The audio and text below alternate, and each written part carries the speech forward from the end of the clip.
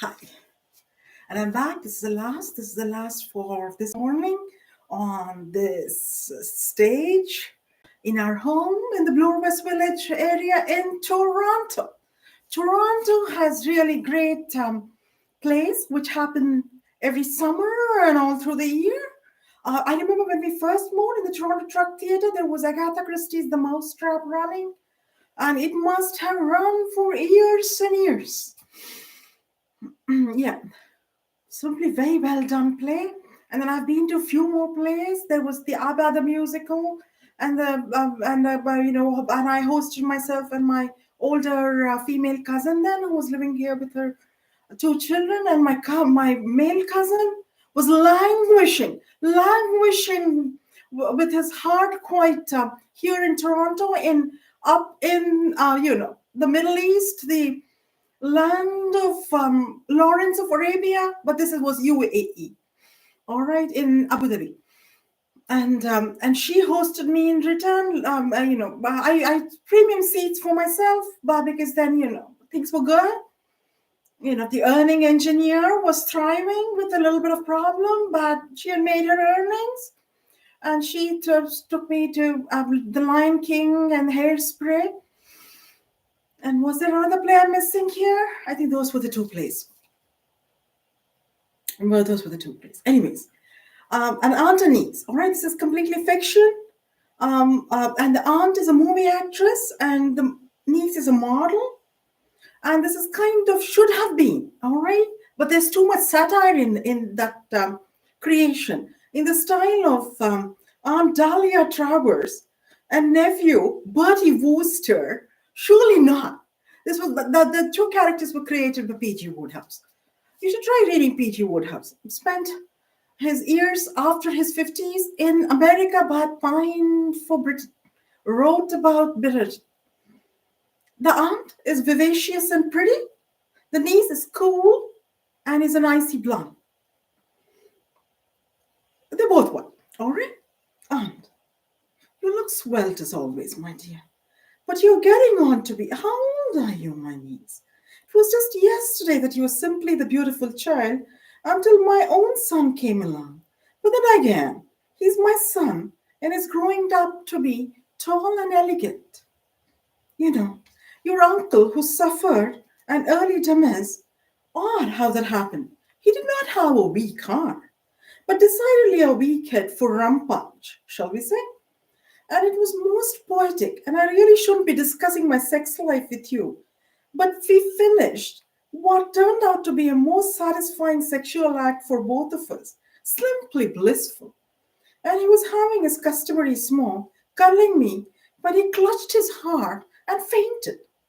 I don't know first aid, but I tried my best and called the paramedics. I was holding his hand, too much in shock, for I loved him dearly. When they arrived and pronounced him dead after administering CPR.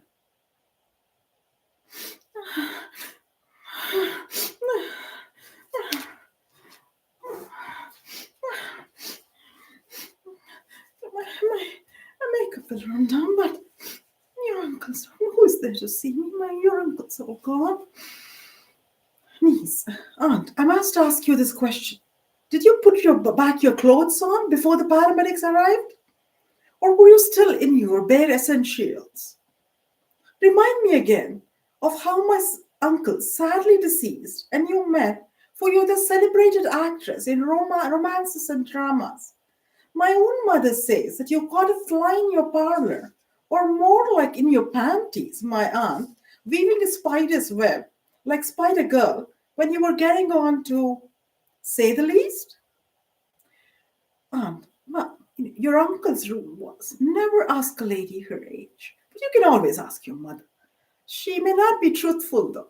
All right, maybe she's going to reduce the difference between the two of us, but she's a wonderful mother for you and a sister for me. Anyways, I never did marry my heroes. Just fell in love with all of them. So all of them, so dashing and debonair. And your uncle had to come along and sweep me off my feet with a swooping kiss after I acted the way he wanted or had instructed me in a docudrama about Marilyn Monroe. There was no one then after for me. It was all your uncle. Niece, of course. You had a fairy tale romance. Adapted to domestic life. The Cinderella's pumpkin carriage turned into pumpkin fritters after Prince Charming fit the right fancy domesticated slippers. Aunt, how old are Ralph Lauren and Calvin Klein? They always have lovely flattering clothes for their models. Sometimes famous designers make hideous clothes. They would be rich. A match made in fashion land, my dear model of a niece. You know, your mother has beauty, but you have an unattainable look and a blonde. Men go for that sort of thing, you know, conquering the unattainable territory. The harder you try to, be, um, um, the harder they try to catch you, and the more unattainable you are, it eggs them on. Well, they're typically the British man, but I wouldn't know. I was married to a Canadian. Niece, you got to turn my head out. Underneath all that ice, I'm like you, fire. Some men have kindled my passion and lit the lava lamp. I gotta run. Can I borrow your red dress, Aunt? Aunt, which one? My favorite one? Singing as Marilyn Monroe? Come, come, baby, my baby. It's my son now, you know.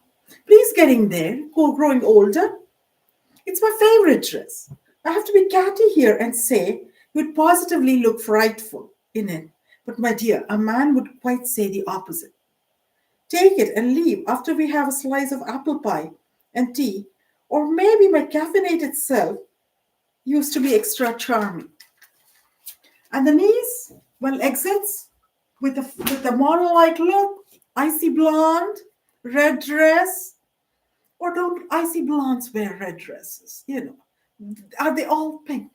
Well, you would have to know, says the aunt once the niece walks up. Anyways, thank you. Signing off, Gayatri B. Sitaram.